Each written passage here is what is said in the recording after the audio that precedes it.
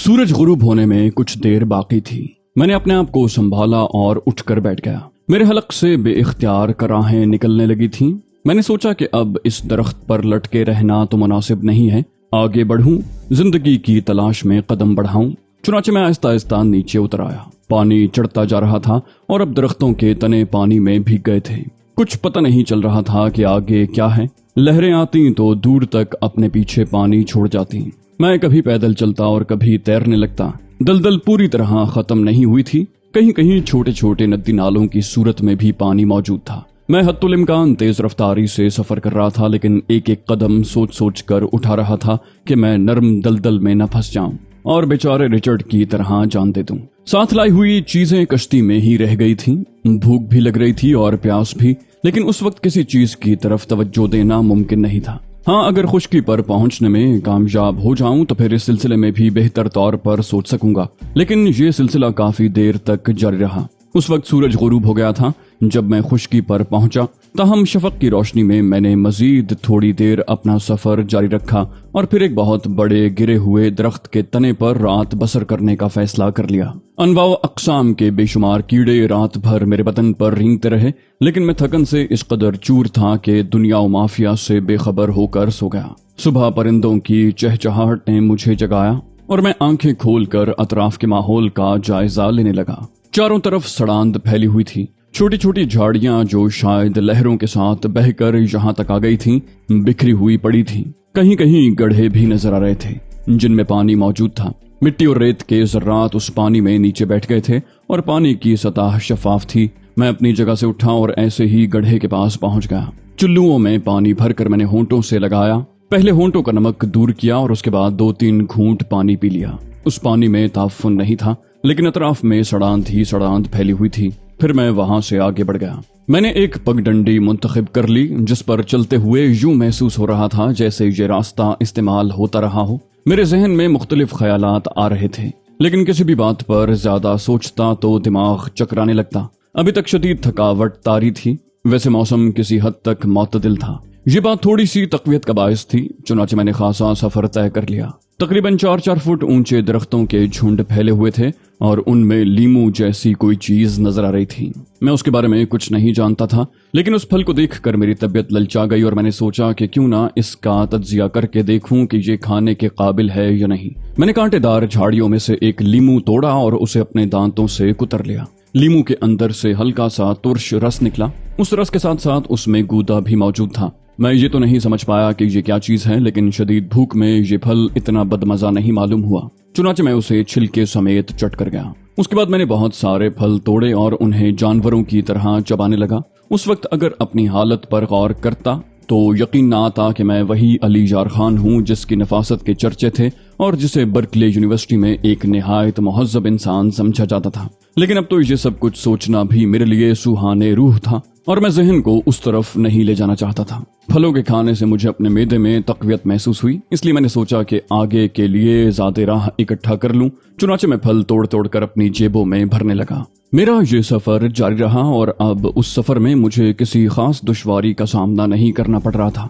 खाने के लिए फल मेरे पास खासी तादाद में मौजूद थे और यूं लगता था जैसे ये सारा जंगल इसी किस्म के दरख्तों से भरा पड़ा है। कहीं कहीं दूसरे दरख्त भी नजर आते थे, लेकिन ज्यादा तादाद इन्हीं छोटे छोटे दरख्तों की थी जिनका नाम मेरे जहन में नहीं रहा। ये पहली रात थी जब मुझे सुकून की नींद आई। मैं एक दरख्त पर चढ़कर उसकी शाखों के दरमियान आराम की नींद सो गया। पेट का मसला भी चूंकि हल हो चुका था, इसलिए कोई परेशानी नहीं थी। फिर दूसरी सुबह मैं अंदाजे से आगे बढ़ गया। मैंने फैसला किया कि दरख्तों के दरमियानी हिस्से में सफर करूंगा ताकि अगर आबादी हो भी तो मुझे देखा न जा सके। वैसे सोचने समझने की कुव्वतें बेदार होने लगी थीं और मैंने काफी गौर व खौस किया था। फिर मुझे हैगा के अल्फाज याद आए जिसने मुझे बताया था कि यहाँ से 25 मील के फासले पर सेक्शन 4 है। कहीं ये वही जजीरा तो नहीं है? कहीं ऐसा तो नहीं है कि मैं भाड़ में से निकलकर चूल्हे में आ पड़ा हूँ और मेरा ये सफर किसी ऐसी आबादी पर खत्म हो जहाँ स्पेन के मुसल्लम मुहाफिज मौजूद हों।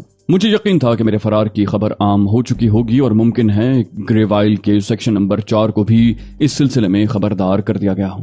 मेरा हुलिया भी उन्हें बता दिया गया होगा और मैं किसी भी लम्हे दोबारा उनकी गिरफ्त में आ जाऊंगा। ये तो मुनासिब नहीं होगा। میں اب اپنے آپ کو ان قید خانوں میں زندہ نہیں رکھنا چاہتا تھا۔ میں نے فیصلہ کر لیا کہ خواہ کچھ بھی ہو جائے ان لوگوں کے ہاتھ نہیں لگوں گا۔ ایک دن میں جھاڑیوں میں چلا جا رہا تھا کہ دفتن مجھے اپنے بائیں سمت کچھ ہلکی ہلکی سرسراہٹیں سنائی دیں۔ میں اپنی جگہ دبک گیا اور بڑی احتیاط سے چاروں طرف نگاہیں دوڑانے لگا۔ بائیں سمت کی جھاڑیاں ہل رہی تھیں۔ زیادہ دیر نہیں گزری تھی کہ ان میں سے ایک شخص برآمد ہوا۔ اچھے خاصے تن و توش کا مالک تھا۔ کاندھے پر ایک وزنی تھیلا باندھے اور ہاتھ میں لکڑی لیے ہوئے سفر کر رہا تھا۔ مجھے یقین تھا کہ اس نے مجھے نہیں دیکھا تھا۔ اگر وہ مجھے دیکھ لیتا تو اس کے انداز میں اتنی بے پرواہی نہ ہوتی۔ میں نے ایک لمحے کے لیے کچھ سوچا اور پھر اس کے قریب آنے کا انتظار کرنے لگا۔ میں احتیاط سے جھاڑیوں کے درمیان کھڑا ہو گیا۔ جب وہ میرے قریب سے گزرا تو دفتن میں نے اس پر چھلانگ لگا دی اور اسے اپنی گرفت میں لیے ہوئے زمین پر آ رہا۔ میں نے اسے رگڑ کر رکھ دیا۔ اس نے اپنی قوت کو آزمانے کی کوشش کی لیکن میری قوت کا مقابلہ نہ کر سکا۔ جو ہی میری گرفت میں وہ بے بس ہوا، گڑ گڑانے لگا۔ اس نے درد بھرے لہجے میں کہا، مت مارو، مجھ پر رحم کرو۔ میں نے تمہارا کیا بگاڑا ہے؟ میں تمہارا دشمن نہیں ہوں، مجھ پر رحم کرو، چھوڑ دو۔ میں نے پوچھا، کون ہو تم؟ مجھے اپنے بارے میں بتاؤ ورنہ میں اسی جگہ قتل کر کے تمہاری لاش جھاڑیوں میں پھینک دوں گا۔ وہ بولا، نہیں نہیں، مجھے قتل کرنے سے تمہیں کوئی فائدہ نہیں ہوگا۔ میں کسی طرح بھی تم سے انحراف نہیں کروں گا۔ مجھے بتاؤ کہ تم مجھ سے کیا چاہتے ہو۔ میں نے کہا، جو کچھ میں چاہتا ہوں وہ تم شرافت سے بتا دو گے۔ وہ بولا، ہاں، تم جو کچھ مجھ سے پوچھو گے وہ میں تمہیں بتا دوں گا۔ بھلا مجھے کیا ضرورت پڑی ہے کہ اپنی جان سے ہاتھ دھو بیٹھوں؟ میں نے کہا، کون ہو تم؟ وہ بولا، میرا نام گریگو ہے اور میں یہیں اس بستی میں رہتا ہوں۔ میں نے کہا، اس بستی کا نام کیا ہے؟ وہ بولا، اس کا کوئی نام نہیں ہے، یہ گریوائل سیکشن 4 کہلاتی ہے۔ میں نے گردن ہلائی۔ اس کا مطلب تھا کہ وہ سچ کہہ رہا تھا۔ میرا اندازہ درست تھا۔ وہ بولا، تم کون ہو؟ کیا تم کوئی مفرور قیدی ہو؟ میں نے کہا، ممکن ہے ایسا ہو، پھر؟ وہ بولا، کچھ نہیں، مجھ سے جو چاہتے ہو وہ مجھے بتا دو۔ میرے پاس جو کچھ ہے وہ لے لو مگر مجھے قتل نہ کرو۔ میں نے کہا، مجھے گریوائل سیکشن 4 کے بارے میں کچھ اور بتاؤ۔ تم کہاں جا رہے تھے؟ وہ بولا، میں اپنے کام سے فارغ ہو کر اپنے گھر جا رہا تھا، یہاں سے تھوڑے فاصلے پر میرا گھر ہے۔ میں نے کہا، گریوائل سیکشن 4 کی کیا پوزیشن ہے؟ وہ بولا، کیا مطلب؟ میں سمجھا نہیں، پوزیشن سے تمہاری کیا مراد ہے؟ میں نے کہا، میرا مطلب ہے اس قید خانے میں کتنے قیدی موجود ہیں۔ وہ بولا، یہاں کوئی قید خانہ نہیں ہے۔ گریوائل سیکشن 4 ایک چھوٹی سی بندرگاہ ہے جہاں بیرونی دنیا کے جہاز آ کر لگتے ہیں اور گریوائل سیکشن 1، 2، 3، 6، 7، 8 سے مال آتا ہے اور اسے یہاں جہازوں میں لاد کر روانہ کر دیا جاتا ہے۔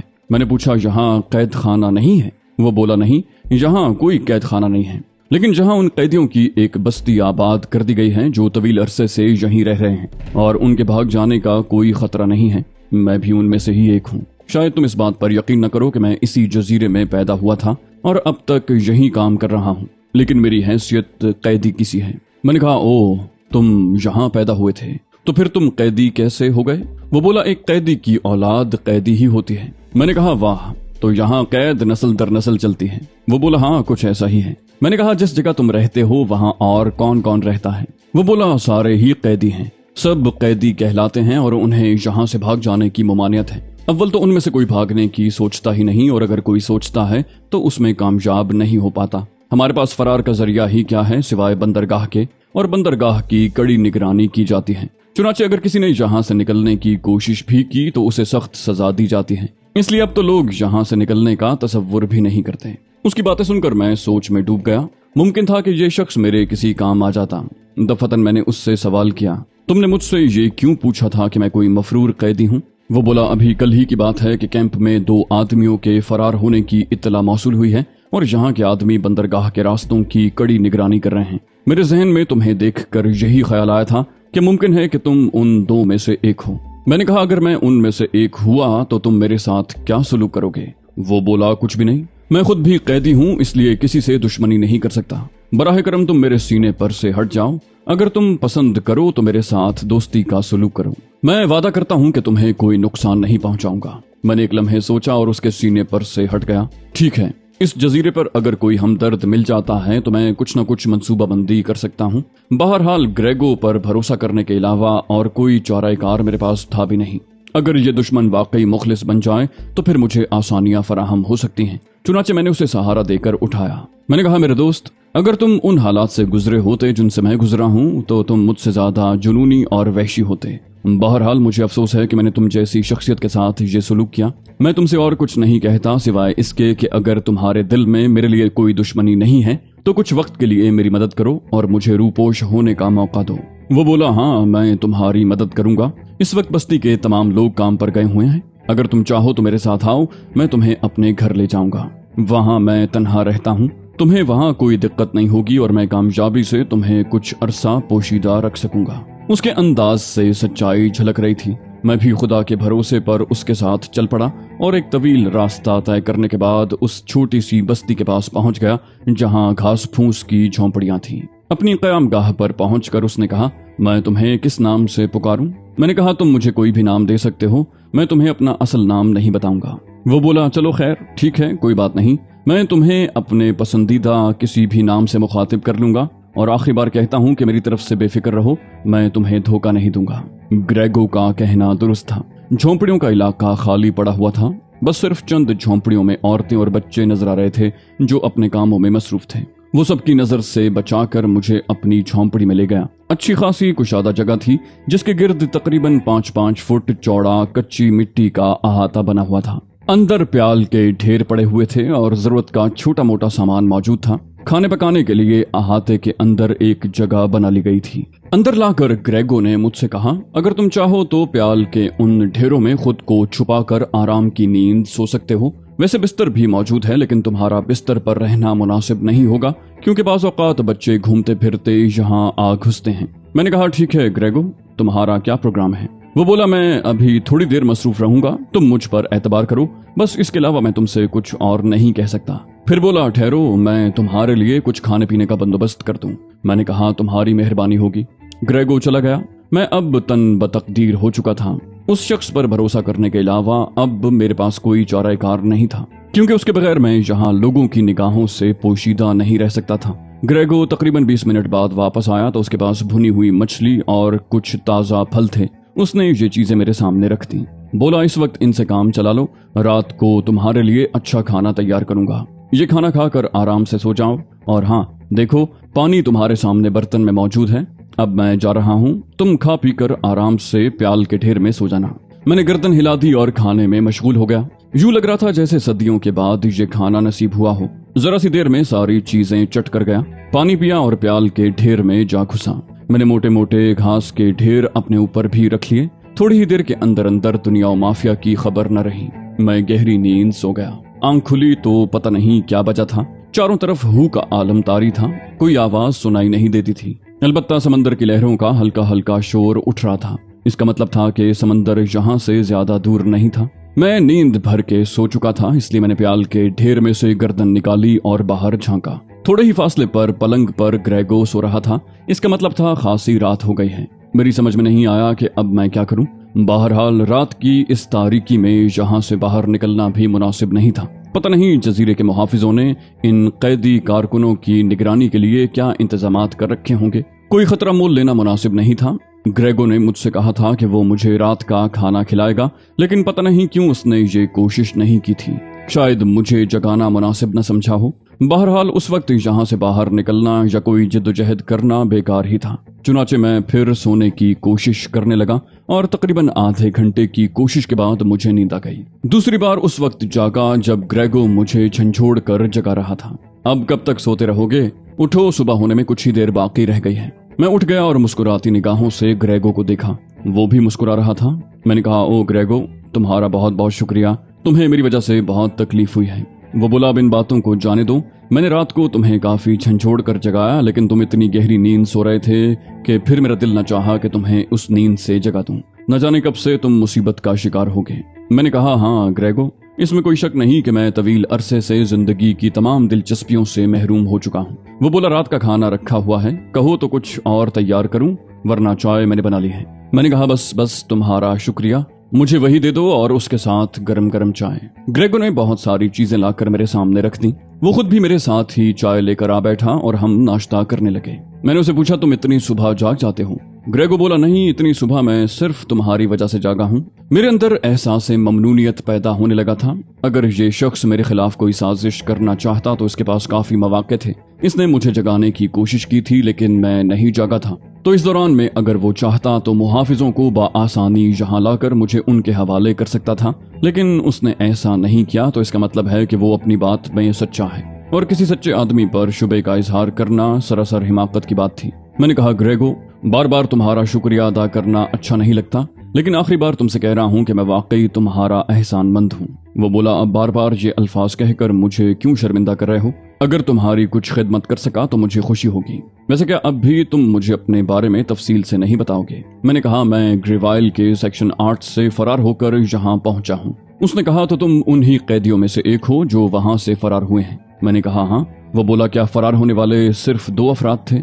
मैंने कहा, हाँ, सिर्फ 2 अफराद थे। वो बोला, दूसरा आदमी कहाँ है? मैंने कहा, वो दलदल में गर्क हो गया। वो अफसरदा लहजे में बोला, ओ, अब मैं समझा। तो क्या तुम दलदल के रास्ते यहाँ पहुंचे हो?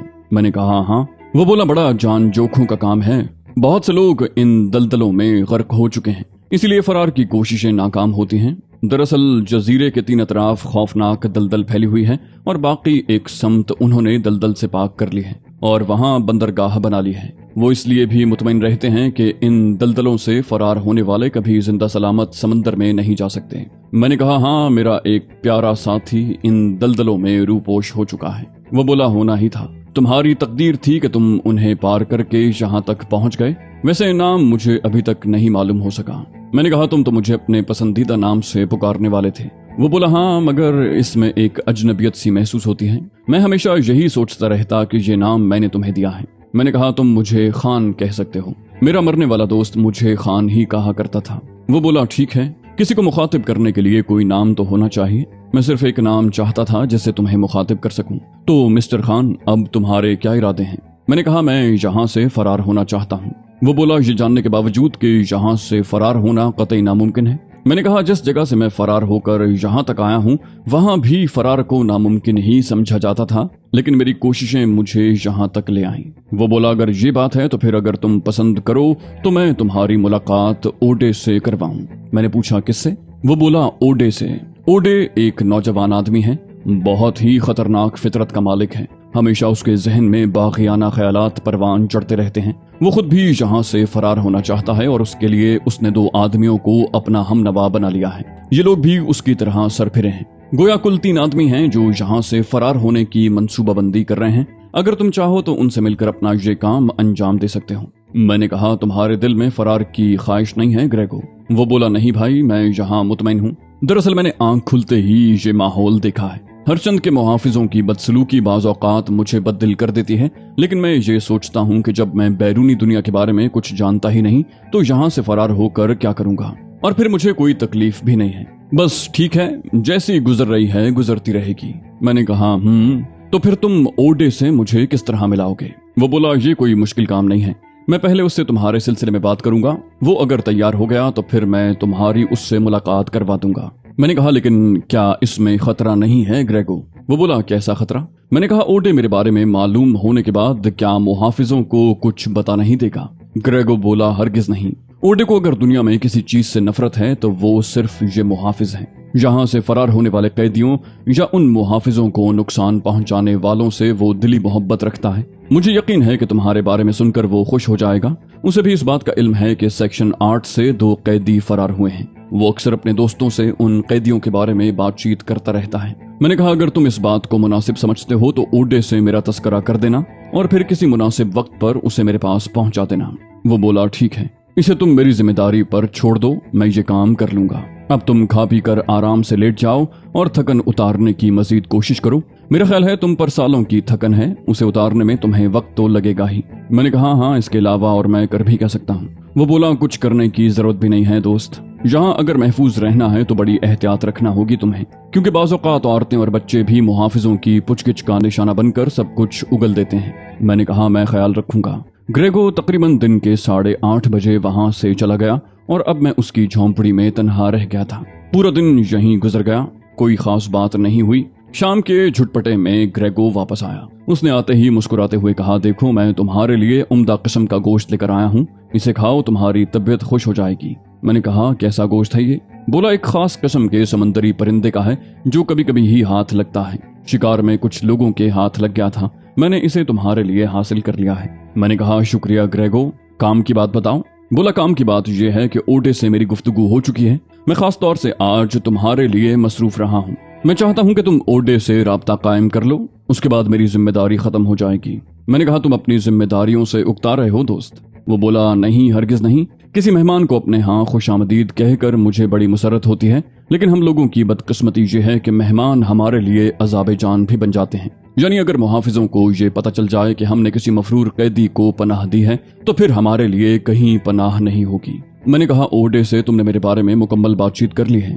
वो बोला हाँ, वो सख्त हैरान है और इतना मुतजस्सिस हो गया है तुम्हारे बारे में कि फौरन तुमसे मिलना चाहता है, लेकिन मैंने रात की तारीकी का इंतखाब किया है। मैंने उसे कहा है कि रात गहरी हो जाए तो वो खामोशी से मेरी झोंपड़ी में चला आए। मैंने कहा ओह, तो क्या वो आने वाला है? बोला हाँ। मैंने पूछा किस वक्त? बोला बस थोड़ी ही देर में। उसके बाद हम आजादी से बैठकर मुख्तलिफ मौज़ूआत पर गुफ्तगू करते रहे। जजीरे की जिंदगी महदूद थी, जहां बस जहाजों पर माल लादने का काम होता था और जहाज जब चले जाते थे तो कुछ दिन के लिए फुर्सत ही फुर्सत हो जाया करती थी। मुहाफिज कैदियों के साथ हर वक्त बुरा सलूक नहीं करते थे चूंकि वो कैदियों में घुल मिल गए थे, लेकिन उन पर कड़ी निगाह रखना उनके फराइज में शामिल था। इसके अलावा ये मुहाफिज तब्दील होते रहते थे या उनके इंचार्ज तब्दील होते रहते थे ताकि कोई भी कैदी उनसे साजबाज न कर सके।